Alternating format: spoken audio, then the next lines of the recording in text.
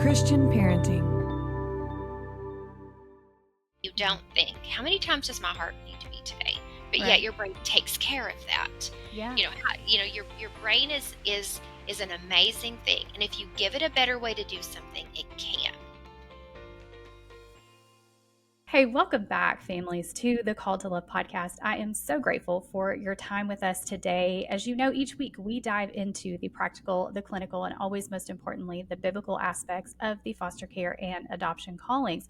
Now, today we're going to be talking about a very unique subject, and that is all about how biofeedback and trauma based care can help us in our journey as foster and adoptive parents. Now, this is a new concept for me, and I am so excited to learn right alongside you listeners and welcome my guest to share her expertise with us today.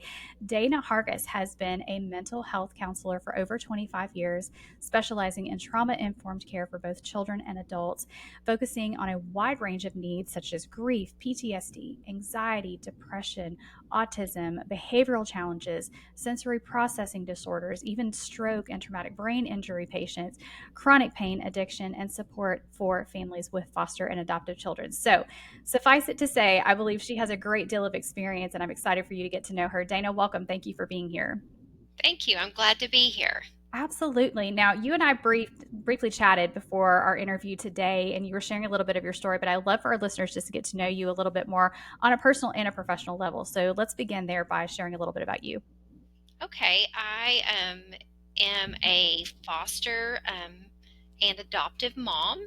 I started in foster care in my mid-20s, a very long time ago, Wow. and I eventually adopted two of my foster kids, and then now I'm also an adoptive grandparent. I have three adopted grandkids. So this world of adoption and foster care has been my world. My oldest adopted child turned 40 this summer, and my youngest grandchild is now 12. But she's been with us since she was 3. So Wow. I've been doing this a long time in a lot of different directions. And it was because of my adopted son one of my adopted sons, that I became so interested in biofeedback. At that time, I was an educator and mostly taught special ed, mostly emotionally disturbed children. And, thinking about those years, what I began to note is that my classroom was filled with foster and adopted kids. Wow. Like it was just so rare. Like off the top of my head, I'm sure there could have been one in the midst of the 9 years I taught, but I never had a kid that I can recall in my emotionally disturbed classrooms that had two biological parents. Mm. Like, so it's such an interesting thing. We talk about nurture and nature. That I could swing that bat either direction all day long, because Sure. it's both. It's both. Yeah. But just that idea that a classroom like that winds up being children from hard places all the time. Yeah. It's so telling as a society that we're missing something, that Yes. we are unable to meet these kids where they are and get them to a better place of healing.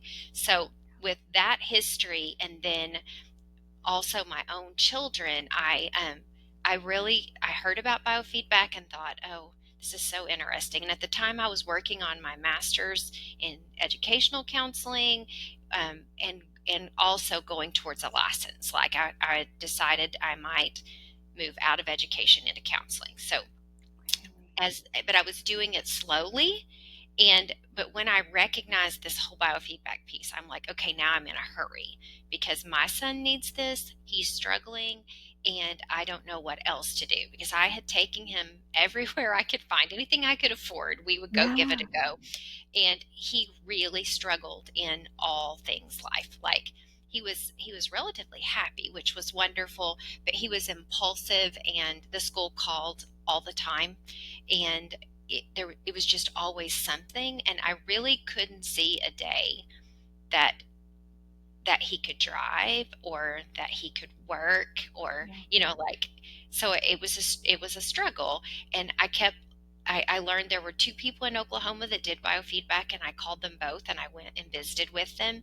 And at that point, it was all private pay, and I was a school teacher and had small children, and it was just way out of my budget. And they're Sure. like, "Oh, you would need to come multiple times a week." And I'm like, I don't even have time to go to the bathroom. Like, Right. how could I possibly get him to you? And I have no money. So Right. I just really began to look into this biofeedback. And this was also back in the era of having a phone, like with a phone bill. And my husband's like, "Who are you calling in California?" And I'm like, "Those biofeedback people." He's like, "Why do you keep?" And I've said, "I'm just trying to see if this is for real." Yeah. Like, I just thought, before I change my whole life and spend a lot of money that I'm going to have to borrow, I want to know, what does this do? What might it do for my son? How could I in use it in my new mental health practice that I don't have yet? So I was just like really calling and pursuing. And so eventually I left my education job, finished my education, for my license. Then I spent a year and a half under supervision, and because you needed a license to buy the equipment that I wanted. So I then I see. go to the training, and bring it home and began to work with my own son. And I just set it up in the den, and I thought, we're going to do this.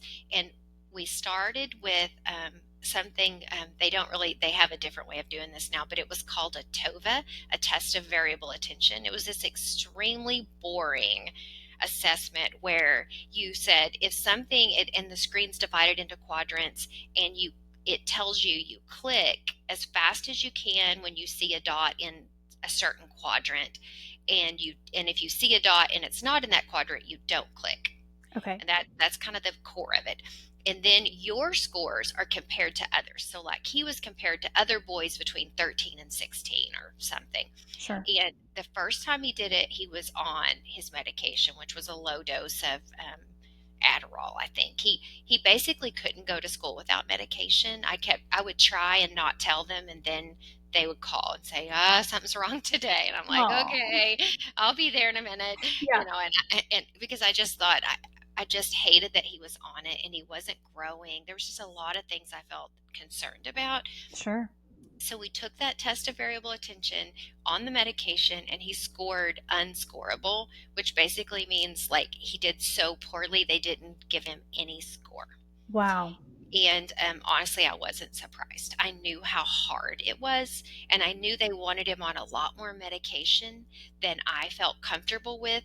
But when they increased it, he wasn't himself. Mm. And so I'm just like, we will not take, his personality was his strength. We will not Yes. take that from him, So you know. good. So so we so we began to do biofeedback every day for 40 days, and I really believed he was better. Like, I think this is I also stopped the medication, which I often did in the summer. So I thought, we're just going to not do this and deal with it. And then my mom was helping me watch the kids and stuff, and she said, "I think he's better too." And then I would think, well, what if we're just fooling ourselves? Right. Like, I would worry, like, Fair so question. yeah, and so at the end of that, one day I thought, I'm going to give him this, because it was almost time for school to start. I thought, I'm going to give him this test again. And I gave him the test again, and he was like, "I don't want to. It's so boring." And I said, "I know, but like, do your best, and we'll play a game or do something." And he said, "Okay." And so he did it, and he scored within normal limits. And I was Wow. like, what? Like, I was so happy, because it's like, okay, I've changed Amazing. my whole life and it's going to work. It's like, if it Yes. can help him, it can help other kids. Yeah. And he went back to school, and it would have been the ninth grade. And I don't want to indicate that he was perfectly fine. Like, he had a lot of significant disabilities, but I never got another call Wow. all the way through 12th grade. I never, and people would say, he's doing great, but like, these teachers didn't really know him before, which is probably to my advantage. It wasn't a Sure. large school, but like, he went from junior high to high school, but he went from 5 special ed classes to 2. And I was like, wow, like, I was so happy. And Yes. then from there, I went on in, and I opened my own office, and I started using biofeedback, and that was 25 years ago. And we currently have 13 counselors, and we schedule between 1,000 and 1,300 appointments a month. And I feel like the work we do is great, and I've always had a plan that someday I would I would create a program that would allow me to do more like I did with my son. Yeah. Rather than doing something once a week, we would do it intensively, and we would also look at things like diet and gut health and other aspects of your life and what we need to change to maximize the benefit Yeah. of this program, because I think in mental health a lot of people come but they're not that interested in changing what they're doing.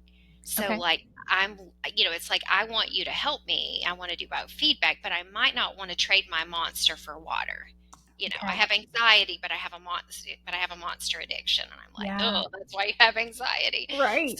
So in our program, Restore of Ada, we look at all aspects of life and what do we need to change and what do we need to do differently in order to get whole healing instead of just a piecemeal of like, we can minimize your symptoms. Possibly you could get off your medication. Possibly this could happen or that could happen.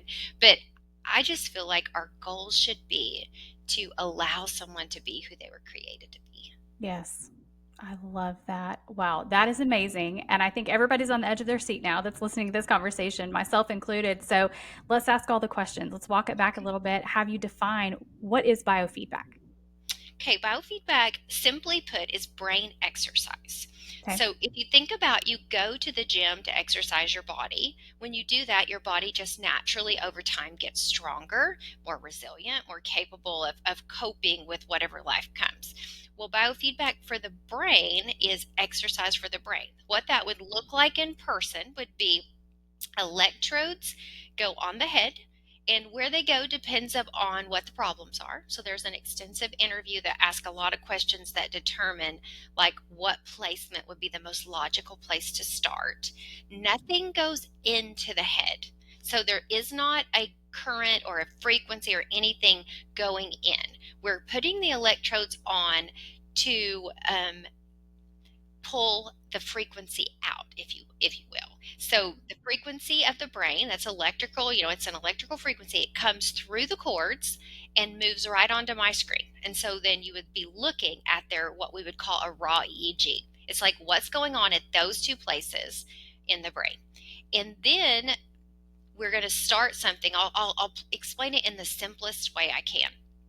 Um, well, I'll go backwards to make it make more sense. So, for those of you that aren't youthful, um, you think about the old Pac-Man, where the Pac-Man would go on the dots, and then when you weren't doing well, it would stop and turn dark. It would just like you could get eaten by a ghost. Right. Well, a long time ago, there was we had a game that was like Pac-Man. So when the brain was doing what we wanted it to do, the Pac-Man ate the dots. Beep, beep, beep, beep. The Pac-Man moved and ran from the ghost, and you could get away. But when the Pac-Man, but when the brain diverted to some kind of activity that we're like, no, this is not a productive thing. Like, say, frequencies that relate to pain or frequencies that relate to anxiety or depression or poor focus, then the Pac Man would turn black, and then the person's brain would get it together, and then the Pac Man would start moving again. Huh. So, and back then, the, the time gap between what happened in the brain and what happened on the screen was about 3 seconds. So it's like the brain would do something, and about 3 seconds later, and even with that lag time, the brain would change and develop. Now the lag time is 300ths of a second. Wow. Like computer function has brought us along in rapid form, Yeah. and so now it looks more like it's more about subtleties because it's all happening so fast. Before I could literally see, there's that frequency, like that I know that that's a range that there's a lot of people will express anxiety, and like I could see that, and then I could look over it and I could watch it happen because I had the gap. Now it's happening so quickly Yeah. that the computer is doing a lot more of the work because I can't operate in 300ths of a second. I Right. can't make decisions in 300ths of a second. So, in a lot of ways, the technology has brought us forward in amazing ways and has taken a lot of the burden off of the therapist. You still have to know what you're doing and you still have Sure. to make decisions, but the technology just keeps getting better and better. So Wow. now a way that it would look is you choose a YouTube video, whatever somebody prefers, and then the equipment applies a filter. And the filter would be like a square around the video. And when the brain's doing what you want, the square is wide and clear. And when the brain diverts, the square begins to close in and you can see less and less of the picture. And maybe it gets a little foggy or the volume goes down a bit. And so the brain quickly, it's not conscious. You're not working at it. You're just it's because if you think about it, when you wake up in the morning, you Mhm. don't think, how many times does my heart need to beat today? But yet Right. your brain takes care of that. Yeah. Your brain is an amazing thing, and if you give it a better way to do something, it can. So that's the simplest way I can. That filter that is just a series of yeses and nos. Okay. So when your brain's doing something wrong, it closes in, and the brain recognizes, this is not good, and the brain fixes it. But it's not conscious because I can even work with somebody who can't comprehend that, like Wow. someone who had a stroke or a very small child, like a 3-year old. Not all 3-year olds would understand. You want the screen to be wide and clear and you want the volume to be strong, not but yet they still get better. Wow. That is just fascinating. And for those of you that are watching on YouTube, I'm sitting here nodding my head going, wow. I mean, that is just absolutely amazing that this exists. Never heard of it until you reached out. And I'm so glad that you did. And I'm sure that many of our listeners are leaning in going, okay, I need to know if this is beneficial. So, what are the signs or symptoms that parents should look for to determine if biofeedback would be beneficial for their child? Well, for 25 years I've been getting phone calls that say, "Does biofeedback help?" and then fill in the blank. Mm, And if you think about it, what isn't brain related? right. Nothing. Yeah. Like, so I just, it sounds grandiose, but I believe it. I would try biofeedback, but before I would opt for so many other interventions that are dangerous. You Okay. know, we try medications, we try all these different processes that have a potential downside. I Hmm. have a real struggle with mental health meds with children. Yes. Like, I've seen children on adult doses of 6 medications, and Wow. some of the side effects are homicide, suicide, violence, and I'm like, this child has all of these things. Like, Wow. why are we doing this? And Yeah. I have more sympathy for it when it works once in a blue moon, and it is not often. I can think of 3 people ever right off the top of my head that I felt like their mental health meds were super beneficial. Like, Okay. literally, it was pretty significant mental illness. But what I've noted is somebody was so wise, like that, and 2 of them had the same doctor, that her philosophy is less is more. So we're not going to stack 5 or 6 meds in there and hope for the best. Right. Because even if it's not good, what do you do? How do you Yes. possibly know which one's the culprit? Yeah. Like, so that being said, it's like I know there's a place for medication, but I think it is overused, and I think that the most vulnerable among us are getting the shaft. Yeah. Like, children can't, like, they're not even themselves. They have Right. slurred speech. There's medications, a medication that gets given often for kids that are institutionalized. I'm really not a fan of inpatient care at all. I Mhm. feel like if you need it to keep someone alive, I'm glad it's there. But Yeah. outside of that, I do not think a child will heal while institutionalized. Yes. I like, connection is healing, and you are not going to get the kind of healthy connections you need while institutionalized. And they, Yes. they come out sedated. They come out, I've had many children that I've spent hours working with the trauma they received inpatient. It might be a solution for adults that are tired of dealing with things, Yeah. but it is not. We do not need to fool ourselves into thinking children are going to thrive after an inpatient stay. Yes. They're gonna need more help when it's over. Wow. I really appreciate you speaking that very hard truth from your expertise, because I think we are not given a lot of options. You know, our parents are desperate just to be able to get through the day, especially when you're talking about severe trauma and the behaviors that are related to it. And I know that's reaching some of our listeners that are hearing our conversation right now. And they're like, all the other things that we talk about, it's like that doesn't even apply to me because we are in such the deep, dark trenches that we can't even think about functioning well or doing regulation tools or anything like that because we are just surviving. And so, therefore, we're desperate. And then certain practitioners come along and say, well, this is your solution. And you're able to step back and go, actually, no, there are other options. And these are not beneficial. They're actually making the problem worse. Guys, that's a hard thing to hear, but it's so important that we hear it and that we do have other options. And so I want to give you a moment, Dana, just to speak to those parents that are listening right now where they're like, I'm at my wit's end. I'm on my last ditch effort here. I don't want to disrupt. I don't want to institutionalize. I don't know what to do. I don't know how to keep going.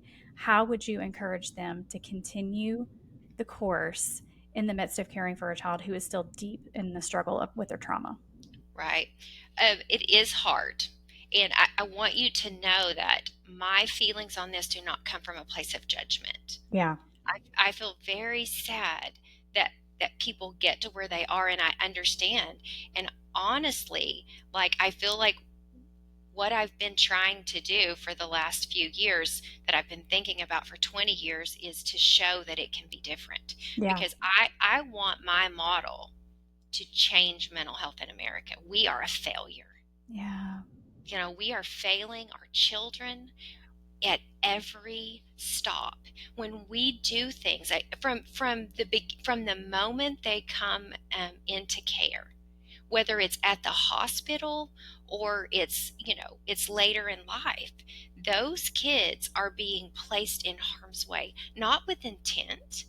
Like, I don't think the state of Oklahoma says, I mean, that's where I live, like, we're going to do this poorly. I do not believe that. Yeah. I believe that the mass of people have good intentions, but we have bad information.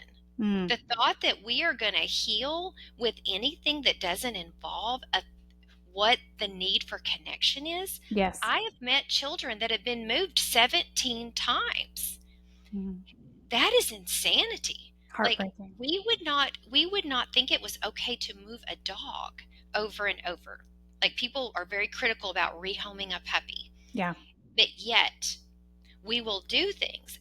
We will let a kid settle somewhere and then turn around and say, well, a family member wants them, or this or that. And I am all about the family. I am. Yeah. My real desire is that we figure out how to do this before they get taken away. Yes. I have a lot of agendas, but Absolutely. let me go back to your question. So about the giving up, I think that we have to be willing to not give up. I recently wrote an article for something about expectation, and I feel like expectation is one of the hardest things, because families have expectations upon these children, and lots of times they sound like, we have been very good to you, we have taken care of you, we have kept you safe, we have treated you like our own, yet you are not grateful, Yeah. yet you're disappointing us, you're not doing the things that we expect you to do, you're not doing well in school, you're rude to my mom, like, on and on with what we expect. And Yeah. oftentimes these expectations are laid out in front of children to let them know where they are not doing well, Mm. but yet we do not give ourselves the expectation of sticking with it no matter what. Yeah. And I know those words can sound harsh, but I really have done it. Like, I have. Like, I've done it alongside families. I've done it in my own home. I had a child living with me not that long ago. Like, taking on a little one when you're 50 something is an astounding task. I promise. Like Absolutely. I remember one morning of just going, oh my, I finally got I finally got her in the school and then I was supposed to speak somewhere on TBRI, trust me. And I just stood up and I said, I just need to announce I feel like a fraud Yes. because I had a really hard morning with a really hard kid. But I will I will acknowledge that it was hard. But I Yeah. tell you that when I get home today, we will do the things we do, and we will do them until we find a greater level of wholeness than we have today. Wow. And so that being said, it's like what are the tools? And that is such a big question for a short podcast. It's like it's such a big question Yes. because like my big answer is that Restore of Ada has a very in-depth, intense program that stretches out over 9 weeks, and I feel like that is an amazing solution for this. But I also know that insurance doesn't pay for this because insurance doesn't like my model. They'll pay $30,000 for inpatient care, but they won't pay for what I'm doing and the way I'm doing it. So that being said, we have created kind of an offshoot of this program that is a different that gives the tools you need in a different way. It's called Restore Plus, and that program is how do you like all the practical pieces that we can offer. Obviously, it's not the biofeedback, it's not the in-person care, but we are very pleased with what we're creating because we're trying to take all the things that we believe are important and show you how do you implement this in your house one point at a time. Just from the simplest things about what do you eat, is there certain things that I would eat that would, because there are things to note in kids that are unstable about blood sugar. Kids Yes. from trauma have significant blood sugar issues, and Yes. if you don't address that, you're going to have a lot more problems. And then So there are good. simple things you can do in relation to getting a child to sleep, that because lots of people are having that battle every single day. There are things to understand in relation to what supplements might be helpful, or in terms of trauma, and how do you as a parent get involved in the healing of that trauma? What Yeah. do you do to make it better instead of accidentally contributing? Right. And we explore attachment style and our own attachment style and how that impacts the children that we're with. So we're trying to take a whole approach that leaves no stone unturned, and figure out a way to present it um, that is not overwhelming. That it's like, like we have a section on our online platform that's called Do Something. And then there's just all of these really quick shorts about something you can do today. Then you get good at it and you come back and you do something else. But we'll also have like live content. We haven't started doing adoption support groups yet, but if we can get enough interest there, we would do a monthly adoption support group. We have question and answer times. And then there's also that community aspect of Right. like people having like experience, getting to know one another. Because I think a lot of times people believe I am alone. Yes. Nobody understands me. So we're trying to think, how do we do this in a way that maximizes our ability to help a widespread audience, because our services just aren't for foster and adoptive kids. Like you said, that all of those things you listed and more, because there's a lot of people whose nervous system is stuck.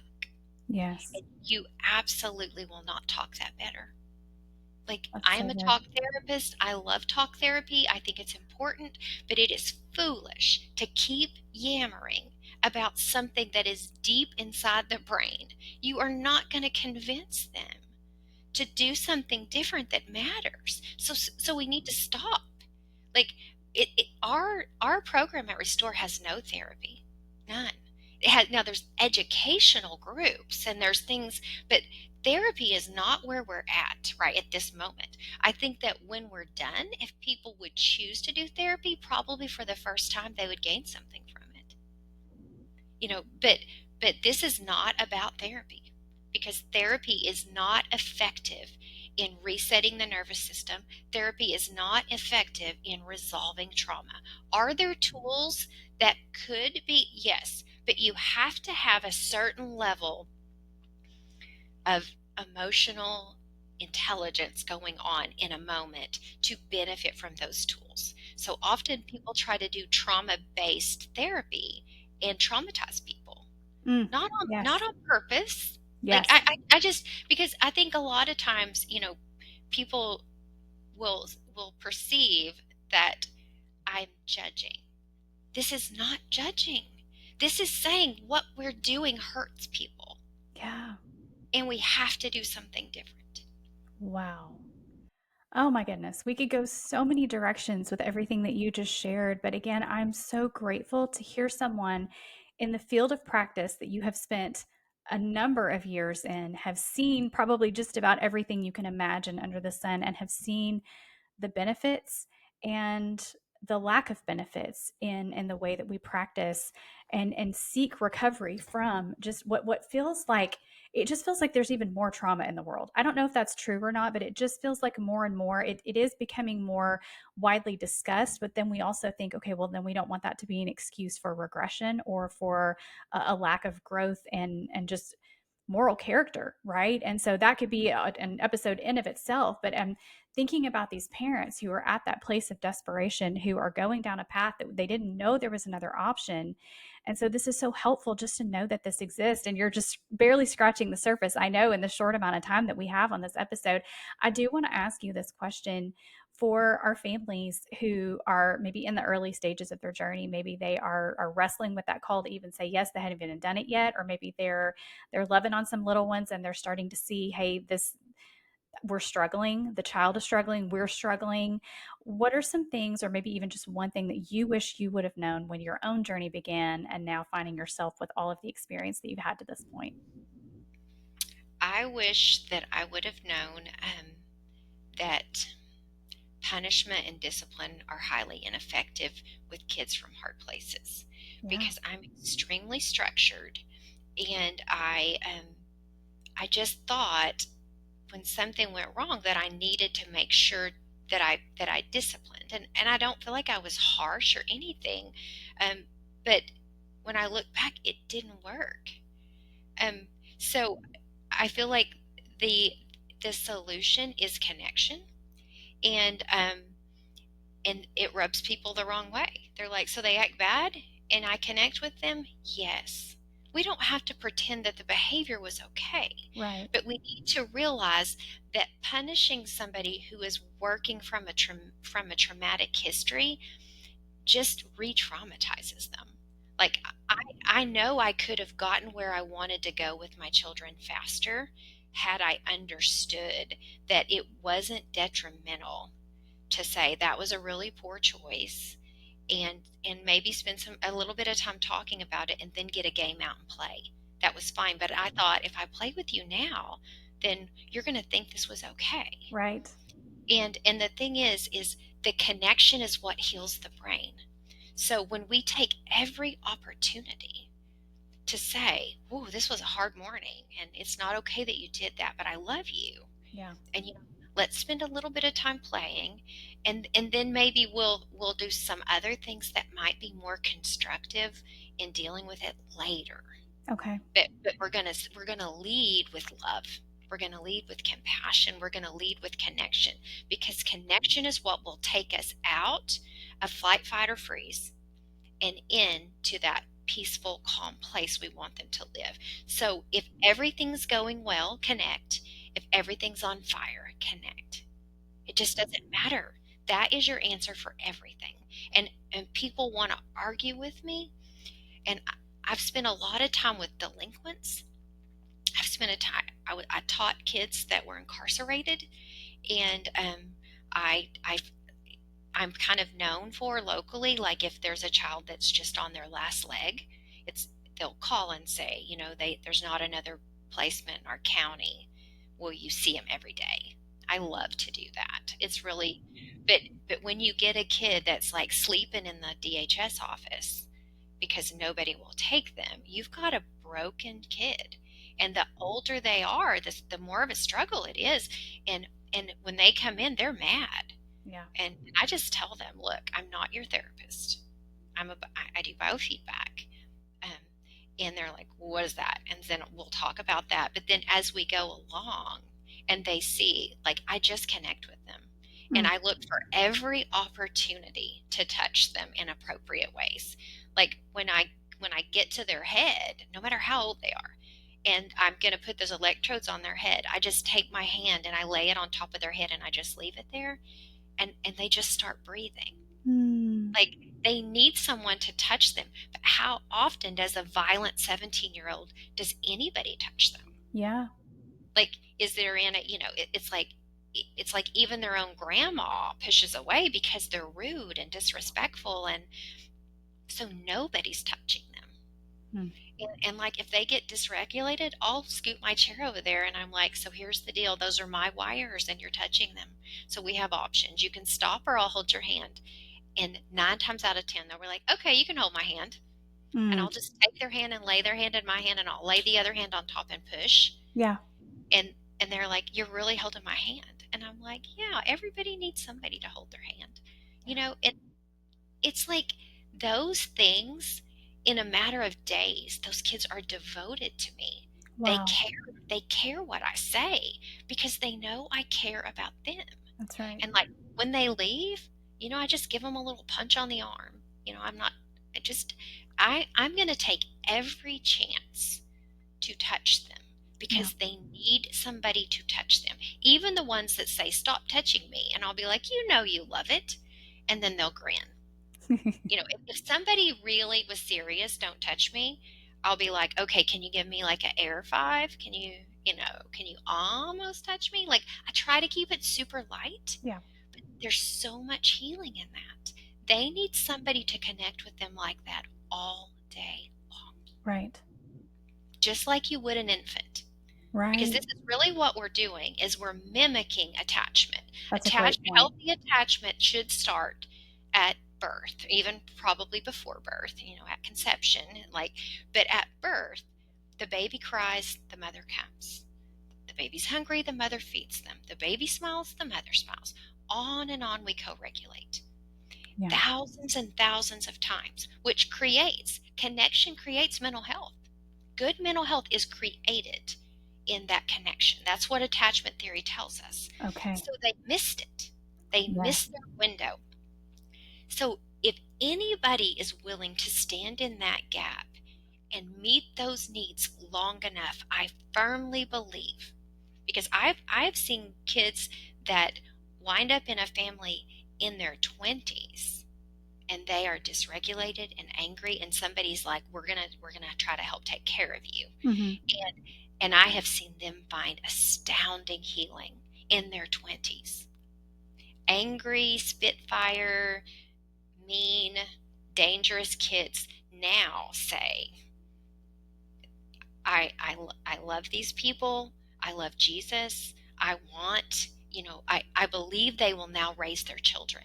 And they had no chance of that 6 months before they came to this place that was willing to take a chance on them. So it Right. is never too late. Never. If somebody's willing to stay until the healing takes place. Oh my goodness.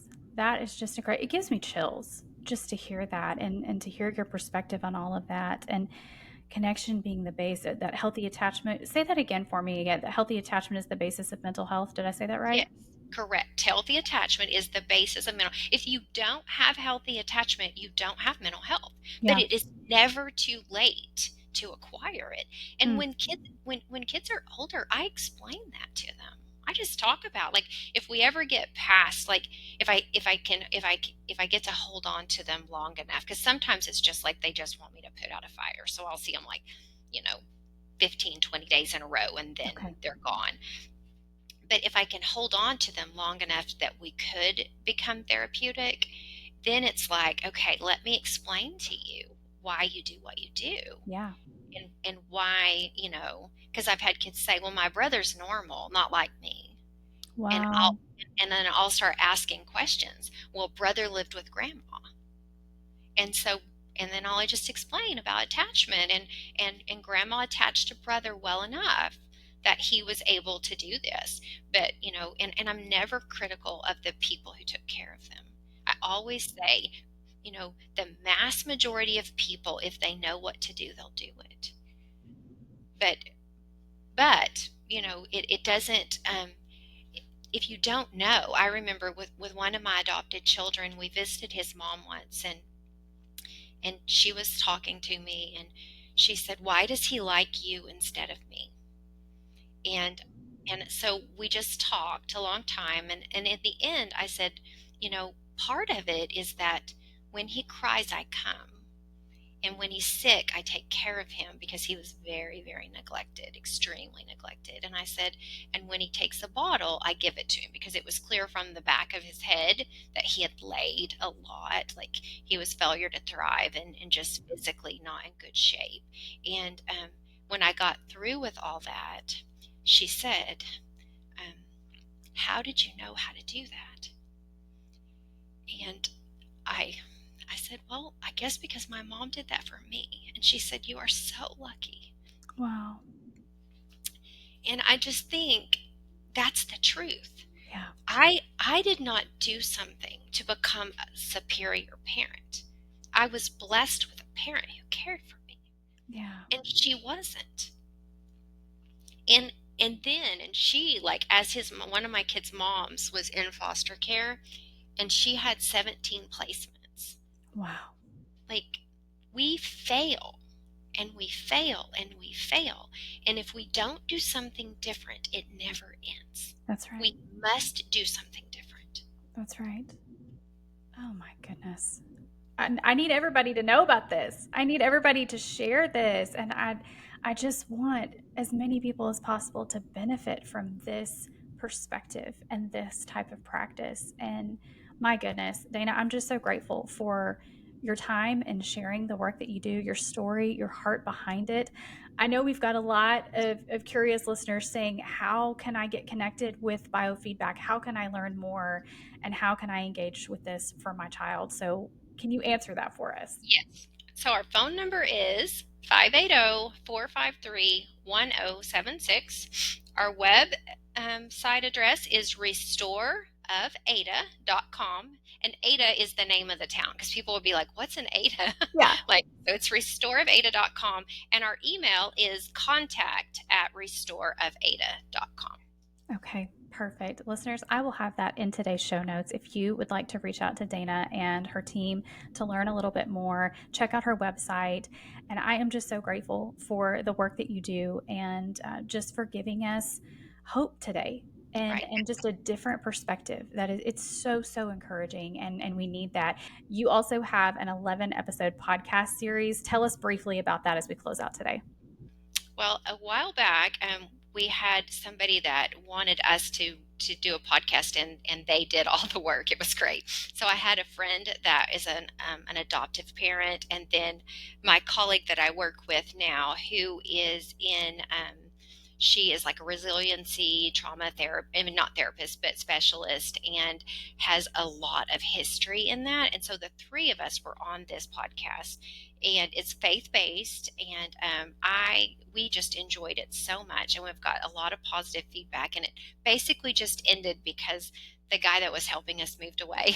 So we hated that it ended, but it was a lot of fun. And I Yeah. think that if you have foster adopted kids, that you would really benefit. We just talked about a lot of topics and tried to give a different perspective on things. And I think we really succeeded. It was really good. That's fantastic. And that podcast is called Healing the Brokenhearted Child, correct? Correct. Okay, friends, I'll have that in today's show notes as well, so that you can just access all of these amazing resources. Dana, I hope you will come back to the show and share more with us. You have just been a wealth of knowledge and encouragement and wisdom today. So thank you so much for being my guest. You're welcome. I'm glad to be here. Thank you so much for listening to Called to Love today. I love to hear from listeners, and so I would love to connect with you to hear your stories and answer your questions right here on the show. You can find me on Facebook and Instagram, send me a direct message, or send me an email at the link in today's show notes. I pray you have been encouraged by today's episode to walk in faith and continue to embrace your own call to love. Until next time, blessings, sweet friends.